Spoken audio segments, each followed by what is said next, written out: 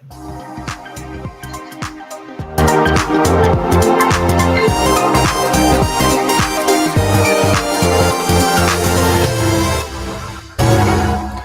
my name is Max Gagliardi. We're here live for this week's episode of Talk.Energy Insights. I'm here with my co-host David Heikkinen, and I'm going to kick it over to him to do the intros. Hey, Max, and have a special kind of new episode this week. I mean, we've talked about trying to kind of broaden our scope for these conversations, and with Hurricane Ida hitting New Orleans, I just thought it'd be a good opportunity for us to, get my friend Chef Dee Lavigne on. I met Chef Dee in May of 2020 through the Albert LePage Center for Entrepreneurship and Leadership, and she had a successful expansion of her cupcake franchise in New Orleans through 1-800-Flowers, and I think it was like Sherry's Berries, but then COVID hit. And so we've been working with each other for the last year. Dee's a great entrepreneur, and she's pivoted her business towards the really, I'd call it a cooking class through the Southern Food Museum. She's become a TV personality on WWL-TV, and she recently was on representing Chef Lena Richard through the Smithsonian Institute. And so she's had a really interesting year, but then right as she's starting her cooking classes, we get Hurricane Ida, and now we're trying to figure out how to restart up New Orleans. And storms hit close to home for me, given I lost everything in Hurricane Katrina. We still have a New Orleans office, and our 3 people are now safely in Oxford, Mississippi, the Gulf Coast, and in Lafayette. But I can just tell you from personal experience, the storm was worse in the west part of New Orleans, Kenner and Laplace and Hammond, than Hurricane Katrina was. And the national media moves on really quickly, but a lot of the city still is without power. They're just spinning up the east side of the city with an energy gas plant. And I was just asking Dee as we were coming on, her house luckily has power, but it isn't really there yet. So thought I'd let Dee introduce herself, kind of talk about some of the experience of, when you have a 3 to 5 day evacuation with your family turn into 14 or more days, and kind of just how things are, and then where things go from here. And then we can talk about kind of the positive notes of how the city goes back and some of what her business has been. And then, so we got Dee for half an hour, 45 minutes. She's got kids and parents with her, and then we can, talk some about where the markets are, if we want to after that. But I'll turn it over to you, Chef Dee. Thank you for your time and appreciate it. Well, you're welcome. Thank you for having me on. I'm excited to do this. So I am Chef Dee Lavigne. I'm a native New Orleanian. I was born and raised in New Orleans. I got my culinary training at the CIA in New York.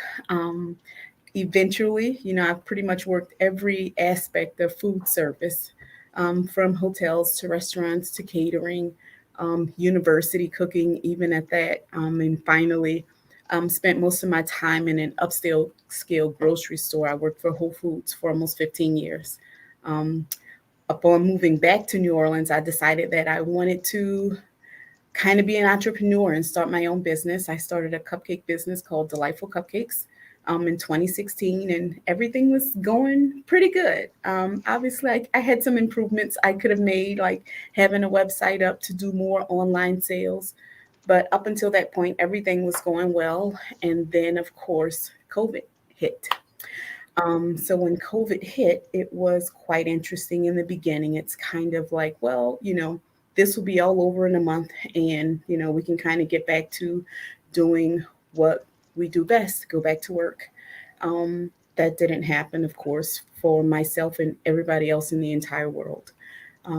It was it was tricky. It was hard to maneuver. The business that I was doing at that time, my service contracts, was more delivery based. And with COVID, that caused a lot of issues for delivery, whether or not, people felt safe to accept deliveries, or if we even felt safe to go to a house and make a delivery. My contracts with 1-800-Flowers and Sherry's Berries were kind of in limbo. They were, of course, wanting people to go back to work, of course. But, in the situation that I live in a multi-generational household. My father-in-law, he's 83. And my youngest son is 7. So, being at the highest end and the lowest end for people that have complications with COVID, this wasn't really something I could just jump back into to go back to work. I actually got an email from the LePage Center saying they were offering help for small businesses that needed to figure out, what their next move were. And I reached out to them and I got a mentor. And of course, I got David as my mentor. And I remember our first Zoom conversation, he was asking me about my business and kind of what I was doing, where I was going. And I was nervous. And then at the end, we finished up the call. And then I got an email from him that literally listed out everything we talked about, all the next steps, what were we going to do. I was so impressed. I was like, I didn't even remember talking about half of that stuff.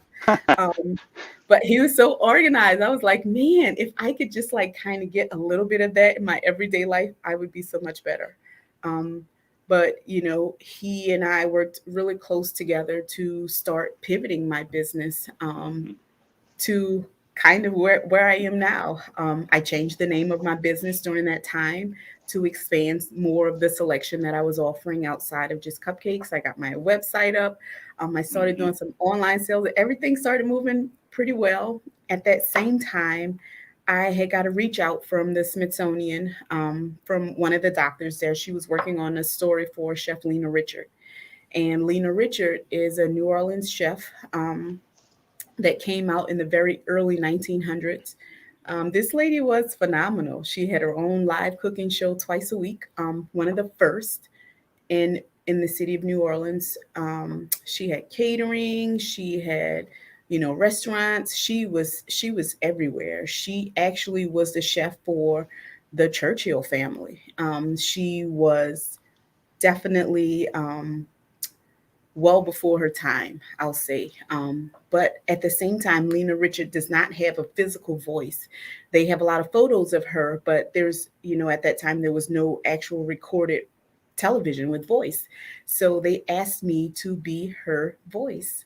I will say that's a little, kind of unnerving. I didn't want to misrepresent her. Of course, I'm from New Orleans. She was, in the city, and I wanted to just do her proud. And so I accepted the challenge.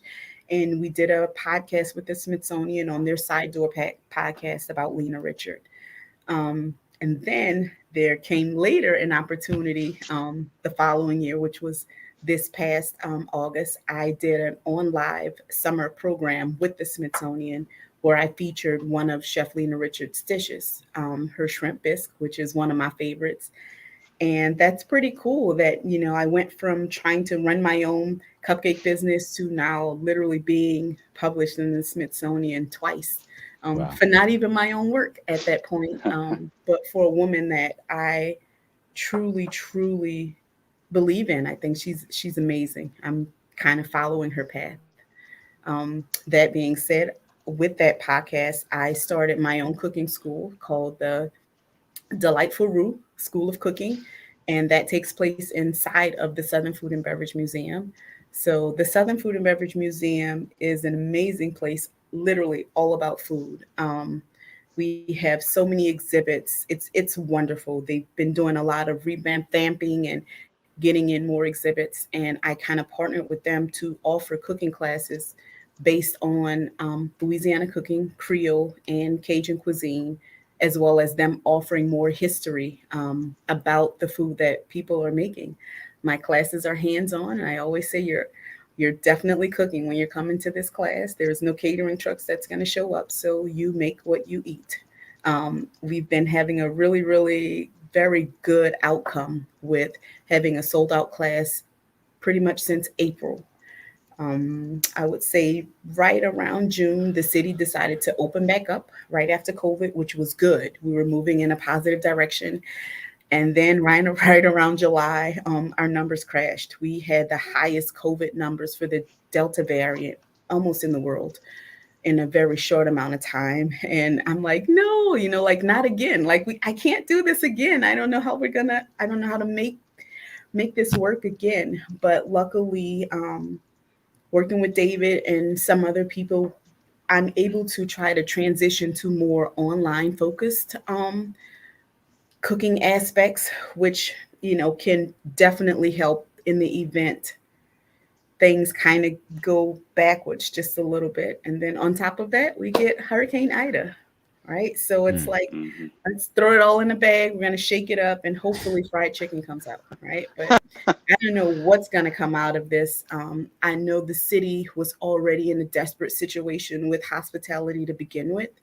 And then now we have this on top of it. It's been really, really tricky. Um, Yeah. you know, for myself and my kids, I've always, and my husband, I've always said, when it's going to be more than a category 3, we're going to leave no matter what. I just feel like I don't want to take the risk of having my family in a situation that, is not as favorable. For myself growing up in New Orleans, I don't think we ever evacuated for a hurricane, ever. We've never really had mass flooding like that since Hurricane Katrina. But looking at things and how they are now, I packed all of our stuff in one suitcase. I'm like, I'm just bringing two days of clothes for everything. We left early Saturday morning, figuring we'd be home, by Monday, Mm-hmm. Tuesday, just like everybody else, I would imagine. And definitely that has not happened. School for us right now is closed indefinitely, which is bad. There's going to be a lot of schools that have damage, and now they have to figure out if they're going to try to do a virtual program with power and electricity being scarce. I mean, the city's still not, they're not even at 50% right now with having um, electrical power. I feel fortunate that there is a hospital that's close to my area, which is, I feel like, why we may have a little bit of electricity over everybody else, because that is an essential area. But just going forward, it's going to be a pretty tough uphill Mm-hmm. climb, especially to get hospitality and traveling and business back to where we need it to be in the city. Yeah, we had the same experience in 2005. We essentially left on Saturday pre-Katrina with the same bag and kept driving north, and woke up on Monday. Yeah, I guess it was Tuesday morning after the storm had passed, and kind of normal morning for a sell side analyst. You start at 5:30 and you check the news, and it was still dark, and they were just figuring out the levees had broken. And it's hard to explain when a trip becomes like indefinitely postponed. Like, you don't have any idea of where you'll live, like what your money is, like the hotel you're in, make some accommodations, you end up finding a place, usually with family, someplace else. And the thing that's so unusual and tough on the other side is you really do essentially have to restart an entire city um, after a recovery in this type of evacuation. And like, that is I described it just a second ago. Like, I moved into a neighbor's or friend's garage apartment in Kenner because they hadn't flooded like Orleans Parish did. But the only place that was open was Domino's Pizza. And like, I don't know how much pepperoni, and it's only pepperoni or cheese. Like, those are your options. And so like, everybody puts on the Katrina 15 or the 20. I'm sure the same thing is going to happen, because food is one of the things that you kind of settle yourself down with, or booze, candidly.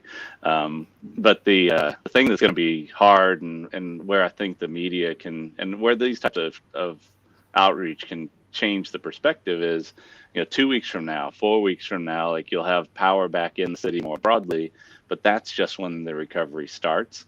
And so like, as you think about like your winter trip post COVID Delta variant, if you're trying to think about what happens in New Orleans, hopefully we'll have a Mardi Gras this year. But I kept saying that 2022 Mardi Gras would be the best ever. I still am hopeful that it will be and that we'll roll again. But I'd just encourage everybody to think about making a trip down to New Orleans. And it's a great town. Like, I think the hard part is going to be just getting people back again. That's just going to take some time, but luckily everybody down there has deep roots, and I'll tell you that it's probably one of the hardest places to recruit people and make them move out of. I lived it myself, so that I do think will be one of the things that keeps it going. But like, as you pay attention, and the people outside this area, think about it. Like, make a trip down in December, January, or February. Or make it to Jazz Fest next year. Hopefully there'll be one, and we'll be getting back to normal. Yeah, David, what I was going to say is that I don't have the personal experience that the both of you have with the hurricane side of things, but I am from Oklahoma and I have been around natural disasters with the tornado stuff. And it's always really difficult to see a community, especially a community that's your community, hurting or in need. And so I think the first thing that a lot of people's minds go to is, what are the ways that I can help? What are the things that I can do? Maybe if either one of you or both of you could talk about some of the different either programs or ways to help to provide relief, whether that's with monetary or whether that's to do something physical if you're in the area, but maybe you guys can talk about that some. I think that there's probably going to be local churches and charities where people evacuate to. So Dee's in Atlanta. I know people in Houston. Houston ends up picking a lot of people. I'm sure Baton Rouge is picking up a lot of people. Jackson, Mississippi, like kind of think about a concentric circles around New Orleans over the next couple of weeks. There's going to be people that need support, and so think about your local community first and see if there's any charities that are locally where you are that are trying to support the evacuees, not just from New Orleans, but the whole regional area, like Lafitte Parish, and like you go west into Laplace and Hammond. Like there's just more flooding there than I think experienced in Katrina. So Morgan Sidley and Homa, like all of those places are where you're going to need support. So I always say go local first when you think about where your opportunity is. And then just from a monetary standpoint, I've already donated to the American Red Cross. There's a Hurricane Ida link. We can put it in the pod. But I think those are probably the two things that are my recommendations. But Dee, I don't know if you have any thoughts of where and what people can do. Like literally being inside of the situation, personally, I found it to be eye-opening that social media has been a really good outlet for helping someone directly. Just like my family and so many others, they've all applied for FEMA disaster recovery and has gotten nothing, literally nothing at this point. Red Cross has been very helpful, but even so, it's not a long-term solution. When you think about people being displaced, they're not working, so they don't have any income. And to say when they will be able to do that again is very tricky.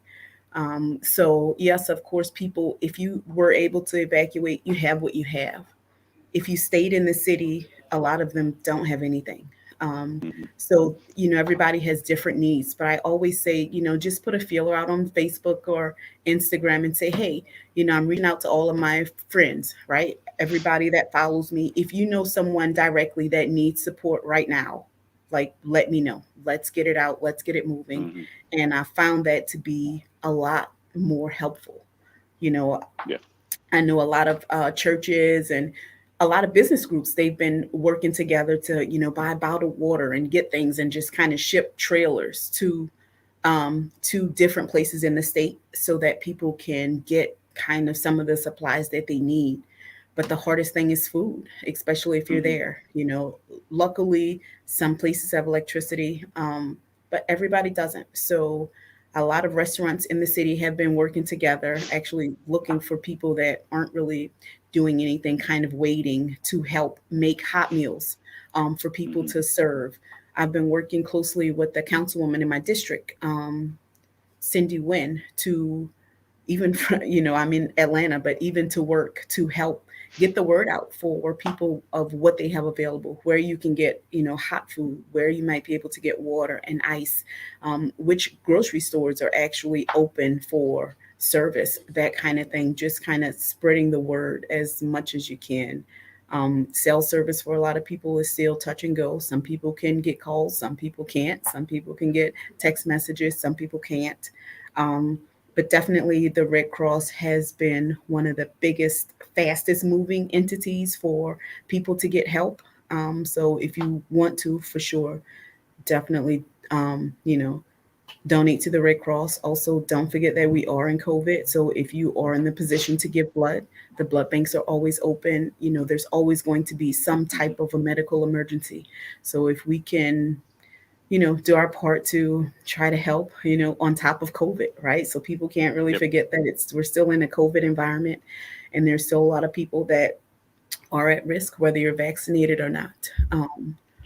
But it's just a lot of different challenges, but those are some of the easiest ways I could say. I've never met anybody that never knew anybody from New Orleans. right? Yeah. Or from the state of Louisiana, or even, touching states that you could literally help someone else. And I got to give a shout out to Mattress Mac in Houston. A lot of people don't know who he is, but does a lot of philanthropy, and he organized 3, I guess, U-Haul trucks of goods, and we did a fundraiser and donation campaign yesterday at Pickering Energy Partners, and got 2 pickup trucks full of stuff. But like, it's things like socks and underwear and dog food and cat food, like the things that you evacuate with your pets too. So there's probably some degree of shelters that are probably going to have some need in the whole region. Like it's a strange cascade of dominoes that fall as you go from a 3 or 5 day evacuation to longer than that. So really, it is probably where people have ended up.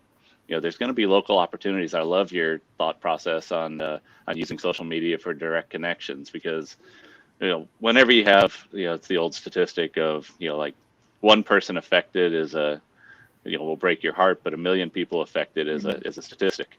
And so that direct connection, I think, is it's probably the best thing that you could do. And so just reach out. Like, I'm sure wherever people are along Oklahoma, Texas, Louisiana, the people who generally listen to this and are on, there's going to be someone that you can directly impact, and then tell those stories.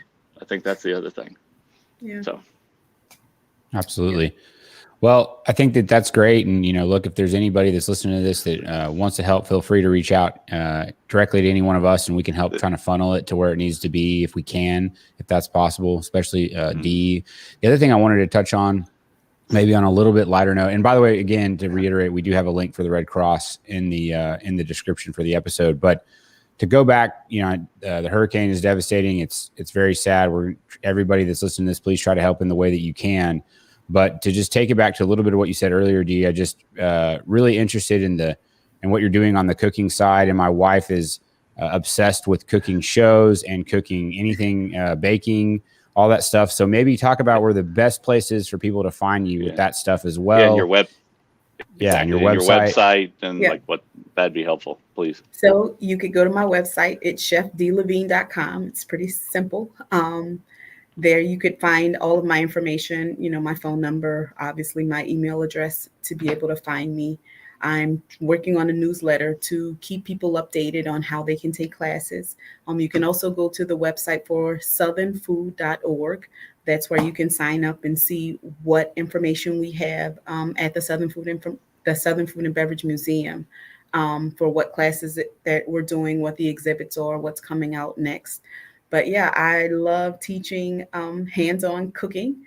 I think it's one of the better ways to show people that food isn't as complicated as you think. I do all natural, as close to I can, all fresh ingredients. There's no boxed jars or cans in my class. And I want people to be able to feed themselves easily without it being complicated. In New Orleans, we are immersed in food culture, and just being able to show a little bit of that and share it with the world, I think is it's pretty incredible. That is incredible. I love it. Yeah. Go ahead. And Max, I don't know if you can get fresh head on shrimp up in Oklahoma, but actually, as I was thinking about this, I'm going to do that in Galveston this week, and I'll make the Lena Richard shrimp bisque that Chef Dee actually made for the Smithsonian. I think I'm going to convince my son Charlie has become quite a cook, so we'll be taking some heads off shrimp this weekend and following along with that cooking class she did online. So you can pick that up if you're interested in giving it a shot. She did a great job, and it actually came together pretty quickly, it looked like. So stuffing of the heads is going to be the interesting thing. I've never seen a stuffed head. Yeah, so we're going to stuff the shrimp heads just like Chef Lena Richard did. I've never attempted that, but you walk through it pretty easily. So we'll see how they turn out. But I'll send you a picture. I think it's going to be great. I think you're going to do a great job. Your end result is going to be fantastic. I think you're going to love the flavor. And you definitely have to tag me when you post it, right? I will do that. I'll do it. I'll put it on Twitter. What all social media are you on? Where can they find you on social? Facebook. Yep, I'm on Facebook and Instagram. It's Delightful Desserts. on both platforms. You can find me there. I also have a Chef Dee Lavigne on Instagram as well. But yeah, That's I mean, I lived in Oklahoma for 5 years, so I know okay. that there's no seafood there. Yeah, you got to be careful. It's landlocked, so I mean, uh, some of the best steaks and barbecue I've ever had in my life, but there's definitely no seafood. No. yeah, there you go. Well, Chef D, this has been great, and I think we want to be mindful of your time here. We really appreciate it. Thank you for getting the word out about what's going on with the hurricane, and we'd love to hear about all the other things you have going on. David and I here in the back half may talk about some of the energy market stuff, but again, thank you so much. And David, kick it back to you for any final remarks. No, I really do hope for the best for the region. I've seen it recover before. One thing that I'm sure it will recover again, and look forward to seeing Chef D in New Orleans again, and hopefully we'll have a great Mardi Gras, or maybe an LSU national championship. But it won't be in Louisiana this year. Unfortunately, it's a Superdome. But I've seen two of the three, and so hopefully we'll get some good football in as well this year. Now that Oklahoma wants to come to the SEC and step into the real leagues. Max and I haven't gotten the opportunity to talk about it, but I can get a little bit of NCAA football in, and an SEC plug. I love doing that with Mizzou and LSU, and so my two schools are there. All right. There you go. All right, D. There you go. All right, Chef D. Thank Thank well, you. D. Thank you so much. All right. Bye Bye-bye. bye. Okay, well, that was great. What a great guest to have on. Yeah, no, she's great. I mean, I've gotten to know her over the last little over a year, like she said. But really the thing that's so important is like she said, she just started a business and a cooking class, and it was kind of going gangbusters again. And now they're trying to figure out what they're going to do. And that's the story of every single person in the region, from Homa to Laplace to Kenner and Metairie and New Orleans and Slidell. Like it's going to be a long and slower recovery. I'd urge a little bit of patience. Like I've said this, like Entergy, it's a Category 4 storm that hit, and the main power lines that went across the river from Harahan to Bridge City, where I lived there originally. Whenever I saw the pictures of those lines down, it's like the plug was pulled on the city, and it'll take time. I definitely am probably gonna get some hate messages for giving any sort of patience for Entergy, but we'd all like some certainty. I'm sure there's a bunch of people working as quickly as possible, and it's good to hear that New Orleans East and the gas power plant is up, and they're going to start kind of running power through the city to get some of those critical services like 911 call centers and hospitals and fire. I mean, like there's still people in town without power, and a lot of people who couldn't leave because they either have sick parents or older parents, or just you can't travel. Those are the ones that aren't even hearing this podcast and don't have a cell phone and are kind of feeling abandoned. And that's those are the people that need the help the most. And I'll tell one final story of Katrina. So we went back and moved into our house whenever we were still under effectively a National Guard occupation. And I ate a bunch of cheese and white bread sandwiches from the American Red Cross. Yeah. And they were great. Like those people, like they come in, I think the people that served our little area were from Wisconsin. And so if you really are thinking about a way to donate, you can donate time as well. And so, like you said, as you spin a city back up to running, you need people in the city. And so, donating your time might be something that you could consider as well. But the markets, it's been interesting. I'm not trying to segue this too hard, but you think about the supply chain disruptions, and haven't seen a whole lot on it yet, but the Port of Orleans has been shut down. You kind of think that cascade of what could end up happening. It's just everything seems really tight in the world right now from a supply chain. Sure. And so I'll be interested to see, like, chemicals industry was already super tight. I think that's probably the thing that's most at risk of escalation of price. And then you kind of think about the harvesting and grains are kind of the other side of the commodities that flow through the port. But it's we on the energy markets. I mean, we've kind of had this continued rally of gas, and propane looks good. Like it's just this kind of carry through oil prices, getting into the 70s. again, both WTI and crude.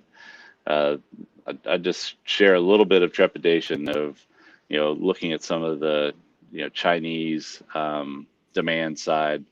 There's probably still a little bit of a blip down before up is what's on my radar. But, I really don't want to spend too much time thinking about the markets. Really wanted to focus on Dee's story and the story of, the million individuals that had to evacuate and then are going to have to come back too.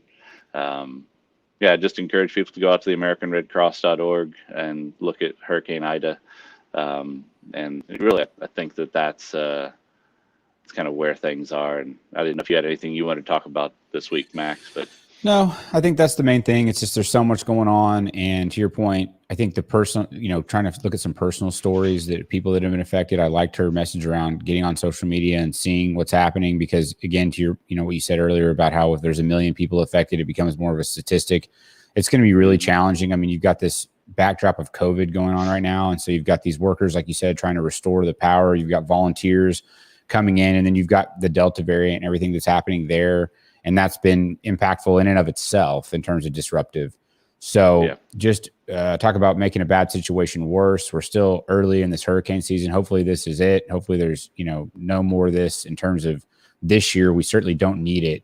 But just will reiterate from the beginning, if anybody can help any way they can, this is the time to do it. And I think whether that's through donations of your time, money, or whether that's through putting a spotlight on it on social media or otherwise, I think that is the message for this week and the most important thing that we came here to talk about. Yeah, and everybody have a safe, long Labor Day weekend. Spend time with your family and friends. Get out on the water, get outside before a lot of the people up north are just starting school. And, it's kind of that end of summer experience. Next week, we've got energy conferences and Barclays, and I'm sure there'll be a lot to talk about kind of back on them. And, we'll continue to catch up with Dee maybe later in the year, just see how things are going. But I really do appreciate her coming on and sharing her story because I think it's a unique and positive story, but it also just highlights kind of where the personal face of things actually are. So it was special for me to have her on. Absolutely. All right, David, have a great Labor Day weekend, and we will we'll do it again next week. All right, bye-bye, everybody.